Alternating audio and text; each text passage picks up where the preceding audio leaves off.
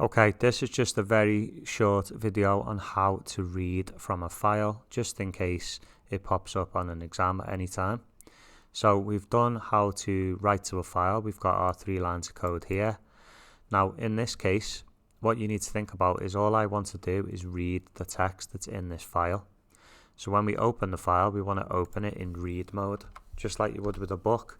You can either open it to read, open it to write, or open it to add to.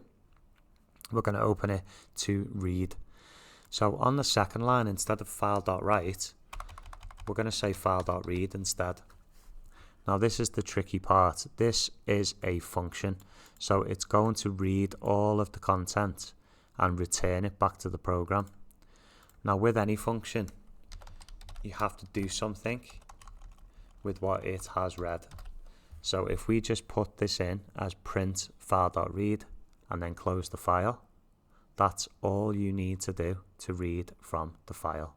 So when I press play, you can see that the text pops up over here that's in the text file. Now if I add something to this just to prove that it's working,